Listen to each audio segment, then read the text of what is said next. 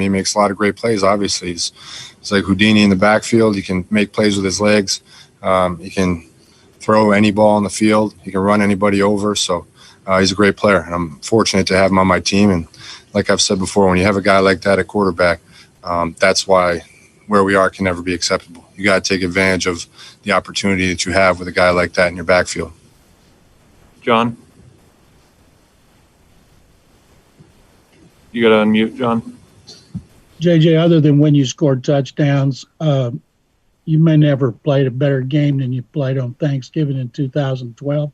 Have you had time to reflect on that game and everything you did against Stafford, and or do you not look back at anything?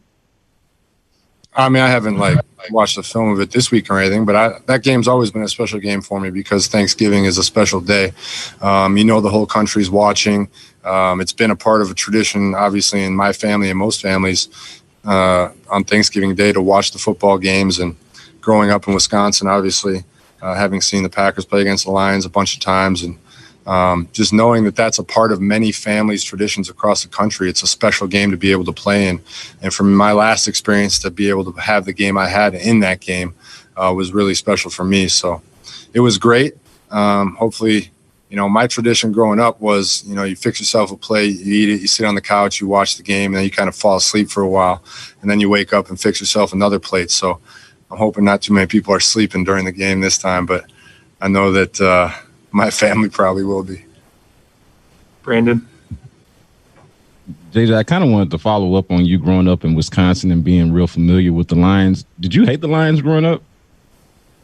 When I grew up in Wisconsin, you're a Packer fan, obviously. I don't think it wasn't really hate. It was more just you wanted to obviously win every year. I think the Packers-Bears was more of the big one, but it was that NFC North, with the Bears, the Vikings, the Lions, and the Packers, obviously. It was just that was all I knew. Actually, early in my career, there was a lot of Buccaneers like Mike Allstott and stuff too. So there was a lot of good football being played and a lot of great opportunities for me to watch. But I used to play hockey growing up and travel hockey, and so I'd have to travel to Michigan or Canada or Minnesota on weekends, and so a lot of times I'd be listening to games in the car on the way back. Wayne Larrivee on 620 back in Wisconsin, and we'd be listening in the car, and you'd hear them call the games, and you hear a lot of Packer games against the Lions. So I remember a lot of those old games.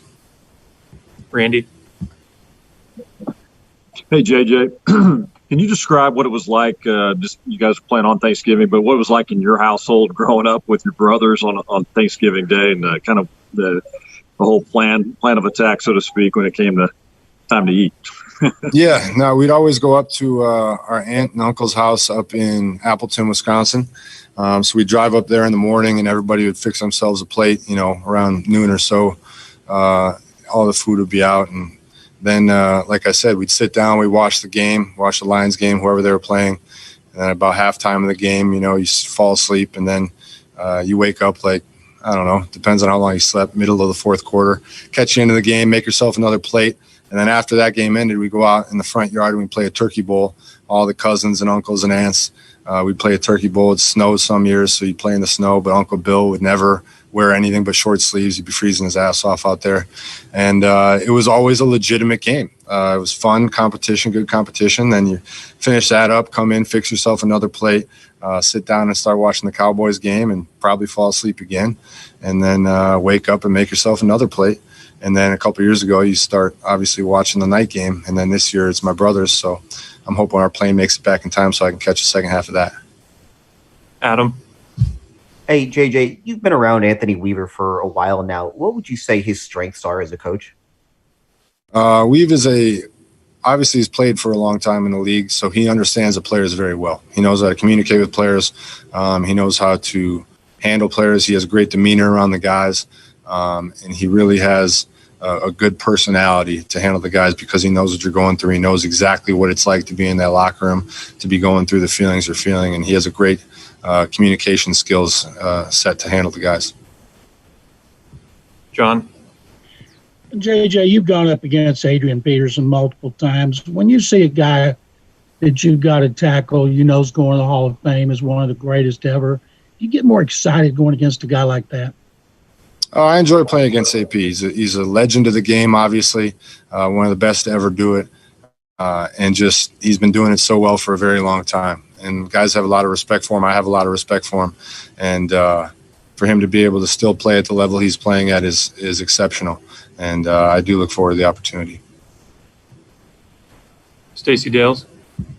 Hey, JJ, what are your objectives this week on Thursday against Matthew Stafford? Your thoughts about him and just, the objectives meaning keys. The objective is to win. That's the number one objective. Obviously, to do that, we want to stop the run and then get after the quarterback. That's the formula for our success. We want to stop the run and then get after the quarterback. That's what we have to do to win football games. Go, Tara. JJ, you said you made yourselves lots of plates. What is your Thanksgiving Day ranking when it comes to food? What is unacceptable on your plate? I'm not a cranberry sauce guy, so I'm not. That doesn't really make it onto my plate. I'm sure there's some people that are, but that doesn't make it on my plate. But just about everything else does. It is a balancing act to get the plate back to the couch without spilling anything or gravy sliding off. And it is a multiple plate situation for sure. There is never just one stop. Thanks. Everybody good? All right. Thanks, JJ. Thanks.